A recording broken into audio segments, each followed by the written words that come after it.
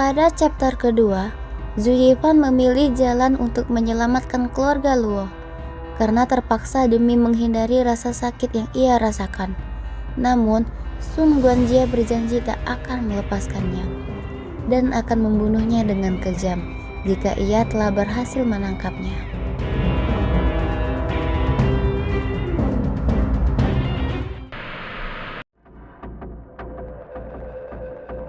Lepaskan, biarkan aku pergi. Kita tidak bisa meninggalkan mereka. Kita harus kembali, ucap Nona Luo. Zofan, kamu budak sialan. Biarkan aku dan kakakku pergi, ucap putra Luo. Lalu Zofan berhenti dan melemparkan mereka. Ucap Nona Luo, Zofan, kita harus kembali. Kita tidak bisa membiarkan penjaga keluarga Luo kehilangan nyawa mereka untuk kita. Zofan menjawab, jika ingin kembali, maka pergilah. Tapi bisakah kamu mengalahkan bandit itu ketika kembali ke sana? Pergilah jika kau ingin kematian. Putra Luo berteriak, budak sialan, bagaimana kamu bisa bicara seperti itu kepada tuanmu? Cepat kembalikan saja kakakku dan aku ke sana. Hei bocah, apa kau percaya? Aku akan membuka dan memukul pantatmu. Berani sekali kau budak sialan. Zofan membalas dengan senyum jahatnya. Putra Luo kebingungan dan benar saja Zofan memukul pantatnya. Zofan, kamu keterlaluan. Itu hanya hukuman kecil. Ini lebih baik daripada tuan muda mati di tangan mereka. Kini Zofan berbicara tentang hal lain dan menanyakan apakah ada tempat persembunyian terdekat. Nona Luo mengingat ada persembunyian dalam hutan kabut di sisi barat Gunung Angin Hitam. Mungkin saja para bandit tidak tahu medan di sana. Zofan setuju dengan itu dan bersiap membawa mereka ke sana. Dalam hati Nona Luo berkata, pergi ke sana hanya akan menjemput bahaya. Lihat saja nanti, aku akan menghukummu. Kini mereka telah sampai di hutan kabut, di mana tempat itu adalah tempat yang dikelilingi kabut selama bertahun-tahun, dan sulit bagi orang yang masuk ke sana untuk bisa kembali keluar. Zofan tertawa, ini tempat yang bagus, dan Nona Luo terdiam melihat tingkahnya. Zofan, pergilah dengan tuan muda. Aku akan mengalihkan para bandit itu, ucap Nona Luo. Namun, Zofan menolak karena ia juga tidak terbiasa dengan medan di sana. Dan jika Nona Luo pergi, Zofan berjanji akan membunuh tuan muda. Tuan muda merasa kesal mendengarnya, namun Nona Luo hanya terdiam. Zofan menasehati mereka, jika kalian pergi, itu hanya mendatangkan kematian sia-sia dengan apa yang telah para penjaga korbankan. Zofan berbisik, nyawamu sangat berharga dan kita akan membunuh para bandit itu di sini. Mereka tidak percaya dan merasa Zofan penuh omong kosong.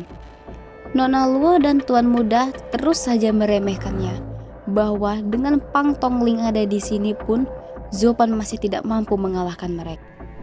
Zofan dengan penuh percaya diri menjawab, sekelompok sampah itu tidak cocok untuk melawanku. Zofan, bagaimanapun kamu bisa mendengarkan pendapatku sekarang atau menyerahkan diri kepada mereka. Bagaimana Nona dengan pertaruhan ini? Selagi mereka belum sampai, berikan aku batu spiritual. Harapan keluarga Luo ada di tangan Nona. Meskipun kesal, Nona Luo tetap memberikan batu spiritual yang berupa cincin kepada Zofan. Ini adalah harta keluarga Luo. Jika kamu berbohong padaku, aku tidak akan membiarkanmu pergi. Tenang saja, Nona tunggu saja di sini. Lalu Zofan pergi. Tuan muda bicara, budak ini menjadi sangat berani. Kakak harus mengajarinya dengan baik nanti. Nona Luo menjawab, Yunhai, meskipun budak ini tidak menghormati kita, tapi dia telah membantu kita. Ini lebih baik daripada mereka yang diam dan omong kosong saja. Kita seharusnya bersyukur. Dalam hati Nona Luo bicara, aku tidak tahu sekarang dia seperti apa. Zofan, dia telah berubah kembali kepada Zopan. Dia merasakan tempat itu adalah sumber arai besar alami, dan orang lain tidak tahu cara melakukannya. Kini dia datang akan mengubahnya menjadi sebuah gunung. Zopan memulai sihirnya. 9 gerbang hantu terpencil terbuka. Roh jahat kuartet, datanglah. Cincinnya mulai bersinar. Zopan menyentuh tanah dan mengaktifkannya. Tuan muda dari kejauhan, "Kakak, lihat itu." Mereka melihat kabut-kabut di sana perlahan menghilang. Zopan kini sudah berada di belakang mereka. Nona Luo menoleh dan berkata, "Zopan, apa yang kamu lakukan?" "Tenanglah, itu tidak perlu diributkan," jawab Zopan menenangkan. "Sekarang ikuti aku. Aku akan mengajarimu sihir belenggu. Ketika mereka datang, kamu dapat mengendalikan sihir ini dan membunuh mereka." Mereka sangat terkejut karena seorang budak yang selama ini dirawat oleh keluarganya adalah seorang yang lemah. Sangat mustahil bahwa ia bisa membentuk arai formasi, bahkan satu set arai dengan sangat santai. "Zopan, bagaimana?" Nona Luo penuh tanya. Zopan menjawab, "Jangan khawatir tentang bagaimana aku akan melakukannya. Aku sudah menetapkan batasnya dan akan mengajarimu sekarang." Nona Luo hanya terdiam. Sementara itu, Pang Tongling ternyata tidak dibunuh. Ia hanya ditangkap oleh kelompok Sun Guanjia. Pang Tongling berteriak untuk meminta Sun Guanjia agar membunuh dirinya saja. Sementara Sun Guanjia ingin menggunakannya agar Nona Luo memenuhi permintaannya dan juga menggunakannya sebagai pemandu untuk memasuki hutan berkabut. Salah seorang dari kelompok Sun Guanjia berteriak melihat seseorang dari kejauhan yang duduk dengan santainya di bawah pepohonan, dan mereka sadar bahwa orang tersebut adalah orang yang telah membunuh kelompoknya.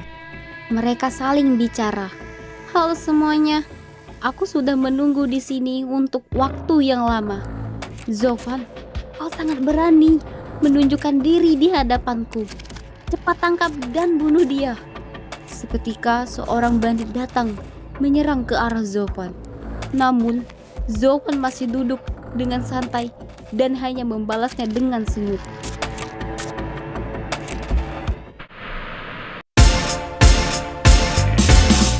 Alur cerita komik Kaisar Sihir Ajaib chapter 3 telah berakhir.